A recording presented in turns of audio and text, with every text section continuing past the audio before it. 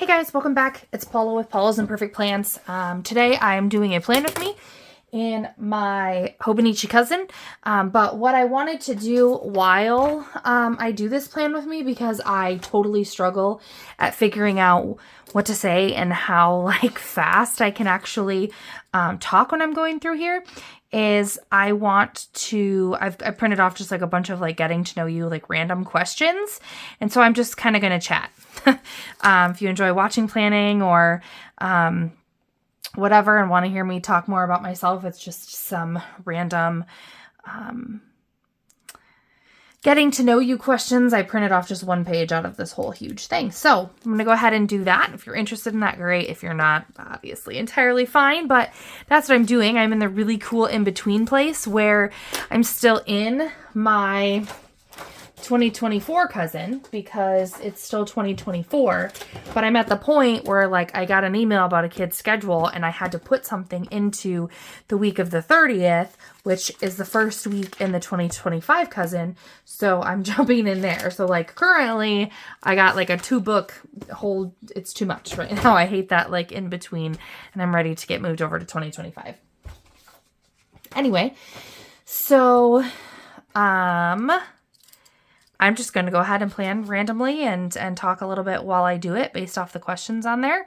And I always love getting to know other people as well. So any of these questions or topics that I talk about, if you want to answer those questions in my comments, tell me a little bit about yourself, or do your next video randomly like this. Anyway, so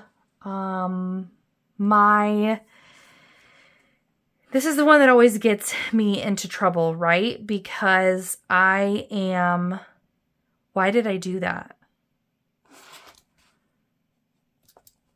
That was silly. So some of the basic things, what's your favorite color? Purple or black? Black's not a color. Okay, whatever. It's my favorite color. It's my favorite hue. It's what I enjoy. Animals, what's your favorite animal? It's actually really interesting, and this is usually where I lose people. I'm not a huge animal person. I would have said I was totally a dog person.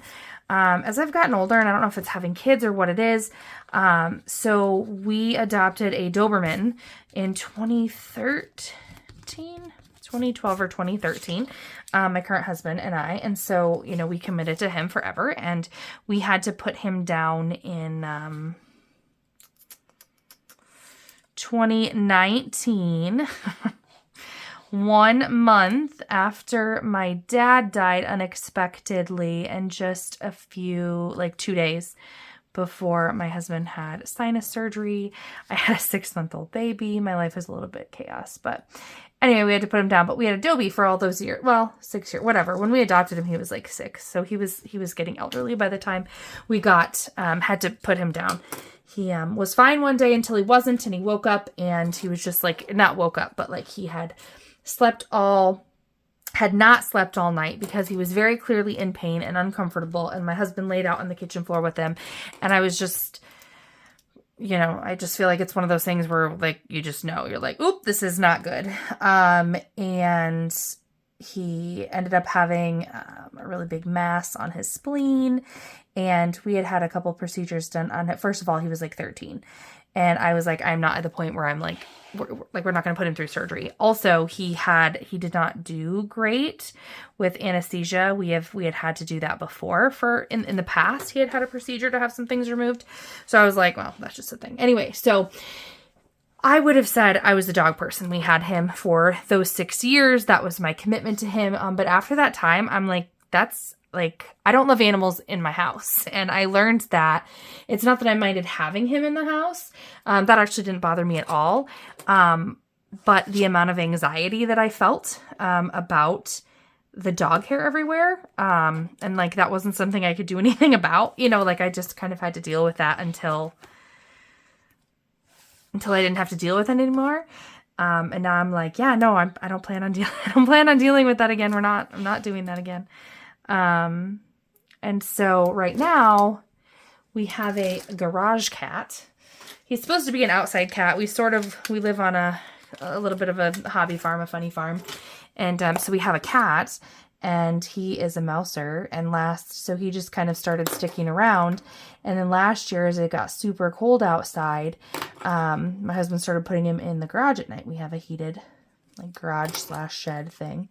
And now that shed has a litter box and food and water. And so we have a garage cat.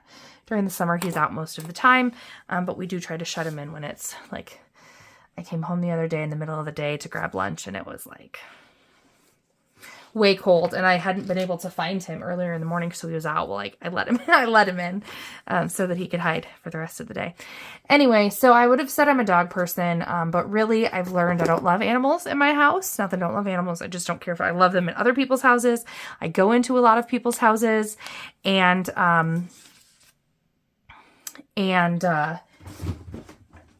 for work, and so animals seem to love me, even the ones I don't care for, like cats. They're all over me, and I'm like, yeah, like that's cool. It doesn't bother me at all as long as they're not like licking my face.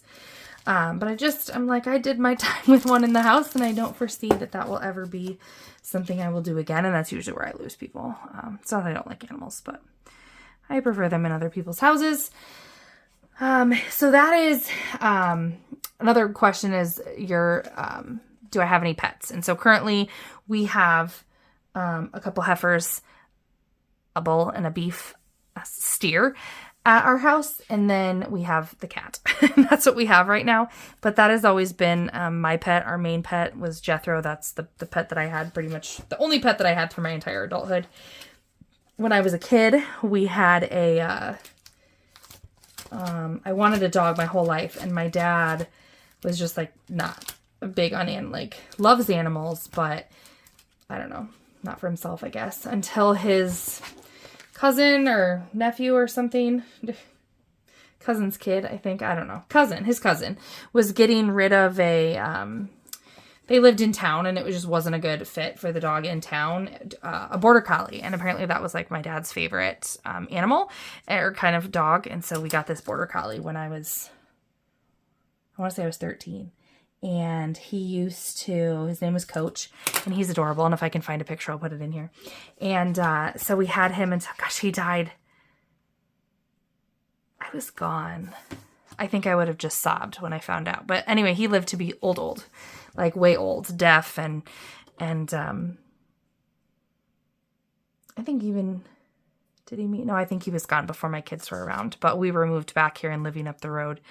And he, when I was a teenager, he would always sleep, like we had buildings, outside farm building type things, so he had like warm places to sleep. But he would sit out on the steps until I got home at night as a teenager. He didn't go to that's messy. He didn't go to his den or what have you until I was home, which was always a pretty cool thing. So those are my pets, my border collie Coach that I had as a kid, and then Jethro, my Dobie, that I had as an adult. So growing up in a farm, we had lots of farm cats. So there were always animals like that around. But it's like, to me, they weren't pets. I was not interested in those cats. I'm still not really interested in cats. Cats and I just don't, I get along with them well enough, but I would prefer that they're just not my spirit animal for sure. I have one brother, so I turned 35 this year in 2024, and my brother is 4 years younger than me. He was actually born on the 4th of July, which is pretty cool. Actually, I find that's decently common. I know a lot of people either with a birthday or an anniversary that day. Obviously, you can choose your anniversary, not so much your birthday, but so he's born on the 4th of July, so that's a cool thing. He turned 31 this year. It was just the two of us growing up, 4 years in between us. Never were super close. I think that age gap made it hard when we were growing up, and we were very, very different. My parents were trying super hard to keep me home at 16, and they were trying really hard to push him out of the house. He's 31 and still lives with my mom, which is fine. but like they were trying to get me to slow down, and they're like trying to get him to spread his wings. We're very, very different people. Yeah. Oh, the next question on our thing is what is the furthest that you've traveled from home? And I like to tell this story. Whatever. I've been to Israel, which I find is not a super common thing for people. But in 2014, I had the opportunity to go with a church near where I was living at the time. And so I did that, and I was terrified to go alone, and I did not travel as a kid. So I'd only been on a plane once before. My mom wouldn't go with me, but my aunt, who loves to travel and travels all over the place, she went kind of with me. So we went together, I guess, and that's the furthest that I've traveled. I love the idea of seeing places. I'm on this 50 travel the 50 states quest situation, and do I have anything actually going on these days? I don't think I do. So I'm doing that. I'm torn. I'm curious on anyone's vote for anyone who watches this. If you have been in the airport in a state, do we count the state?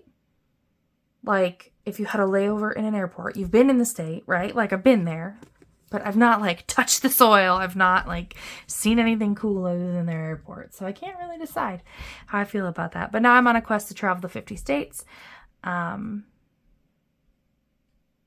didn't travel growing up, and so as an adult, I'm kind of learning how to do it all by myself, which is fun, and also a little just overwhelming in general. But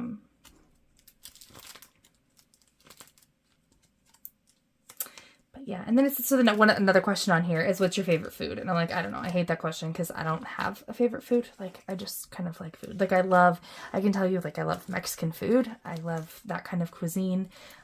In general, I'm a very Italian type person. I love, like, pastas. But speaking of, like, traveling to Israel, the gyros, like Mediterranean food in the Mediterranean, I had never had anything of that nature before going there. So like my only experience with Mediterranean food was from Israel. And then I came back here and branched out and was trying some of the Mediterranean places. And I'm like, this is not as good as, this is not, as authentic as whatever. So probably how people from other places feel when they come and eat the Americanized version of their cuisine, because I imagine that's how they feel. What is if you could choose a new name? And I don't have any desire to choose a new name, but I do like to tell my name story because it's kind of fun. Some people are into that. My name is Paula, and most people who people when I've interviewed for a job or started a job, if they just have seen like my resume, they assume I'm old because I am 35, and most people named Paula are 60s or something, and which I always chuckle because, like, I've heard that my whole life. But the story behind my name probably gives a little bit of whatever to that. So my paternal grandmother loved the name Paula. And I guess it would have been her sister-in-law had a baby named Paula. So, like my parents' age. And that baby died in infancy. I don't remember the whole story or the details or anything like that. But that baby did not make it out of infancy. And so my grandma loved that name, and she had always told she had 3 sons, and she told her daughters-in-law to name their babies Paula. And only one of the other daughters-in-law, only one of my other uncles has girls. The other one has all boys. And so that sister-in-law or that daughter-in-law did not like the name Paula at all, apparently. And so she didn't name any of her girls Paula, clearly. And I don't know. I remember my great-grandma's name. So the grandma that we're talking about, her mom's name was Josephine. And my dad was like super, I think, pretty close with his mom or super fond of his mom. And this grandma Josephine, who they called something else. But so my mom wanted to name me Josephine and call me Josie. after I'm really thinking too hard about this, but after that, grandma thinking that my dad would be on board because it was after, you know, his grandma or whatever, and he didn't like that, and they couldn't agree on something, so they just went with what grandma's like, name her Paula, and so they did. Which is cool. So I don't want to say my grandma named me. I don't know like the logistics of that conversation, but she was always the one who loved that name and wanted one of her, or was telling her daughters-in-law to name their girls Paula. And so they finally did. And so that's where my name comes from. And then my middle name is my mom's first name. And my brother's middle name is my dad's first name. So we're each named after one of our parents. I'm super big on middle names. So like middle names being family names. So my kids all have their middle names are all after a special family member. I like super, or, you know, fairly unique first names, uncommon. But then I like the family name for the middle name. That's just how I roll, I guess. So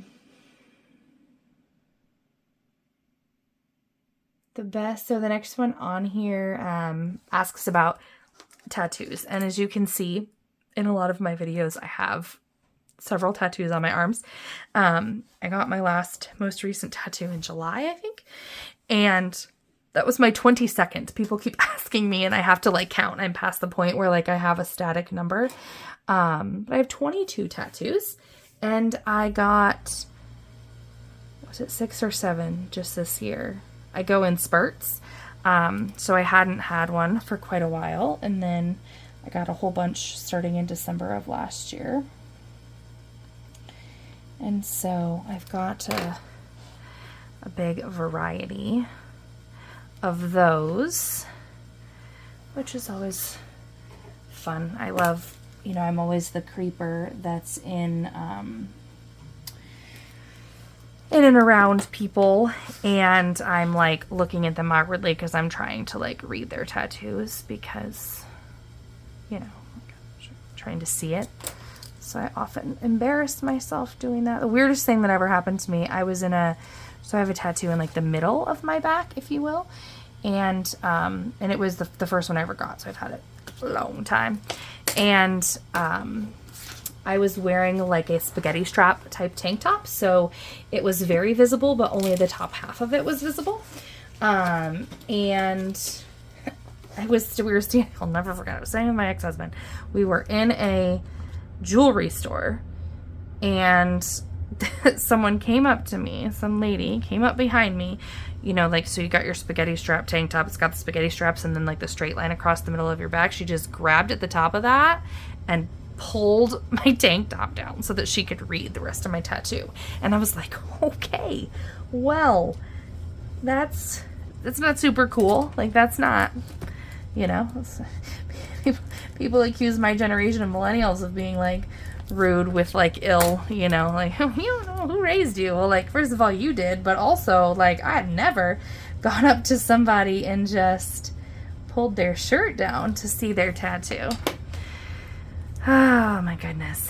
And probably my favorite or maybe least favorite thing about having tattoos is my kids write all over themselves. And I mean, kids do this in general, write all over themselves with markers, permanent marker, dry erase marker, other markers, pens, everything you can imagine. And so I'm like, guys, like, write on paper. Like, we don't need to write on our bodies. Like, that's not necessary. And they're like, it's tattoos like you.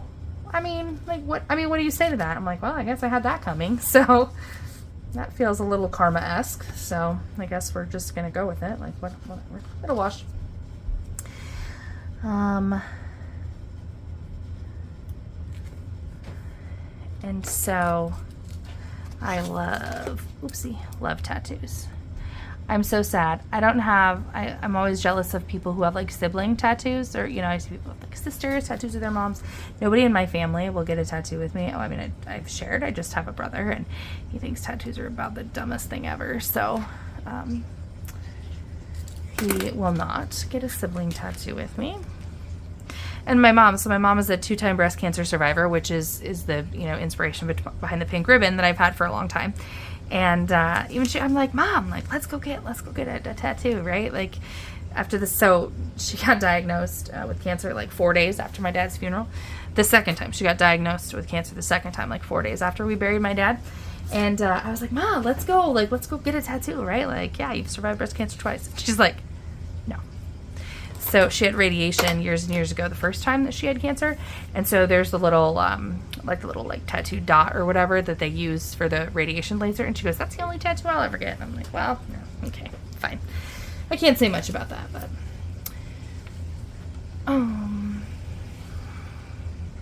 yeah, this is all I have, guys. I am taking, I think I'm working really hard on making myself. I have this whole guilty situation, but I'm pretty sure I'm going to be off this entire week. My kids go back to school this Friday. As you can see, I'm not going back. But I'm like, first of all, I feel like I deserve a day off to do something fun for me if I'm home with my kids for 9 weekdays plus 2 weekends. So 9, 10, 11, 12, 13 days in a row. I will be in much need of plasma and coffee and a pedicure. So, I wasn't going to put this down here. So I set up and this one is messy. Well, they're all going to be messy, but the forward planning months of January, February, and March, I just wrote, because I'm going to do a reading log, and I'm going to write, each box is going to have a title of a book that I've read in 2025. And then, so it only gives me whatever, this is 35 plus 35 plus 35 is what this will end up being. But I just thought I'd record it there. So I'm like, I don't actually need to record them down here if I'm going to write. And I didn't mean watching. That's supposed to say listening to. That's what happens when I, whatever, I'll leave it for this week and then I won't do it in the following weeks. I read, fun fact, I was looking at my Kindle thing today and I read 317 books this year. And then I realized that the one I finished yesterday wasn't even on there because it had a whole bunch of stuff I had stopped it at 93% because that was the end of the actual reading. So it didn't even include it on there. So it had me wondering, so that's 318. So it had me wondering how many books I've stopped before it officially hits red and aren't in there. But 318 books so far in 2024. And as I'm filming this, it is the 18th. So I have almost 2 weeks left of this month. Yeah, it's not a healthy amount of reading to be doing. I need to spend more time doing other things and less time reading. Ooh, I need to add in here. So now I'm just randomly flipping all over. I'll do a setup video here in a little bit, but I realized that I need to add a sticker for vacation onto this. But anyway, so I will, this is my New Year's week at this point, my first weekly plan with me here in this new planner as I'm getting stuff set up. And yeah, thanks guys. Appreciate you all as always. And until next time.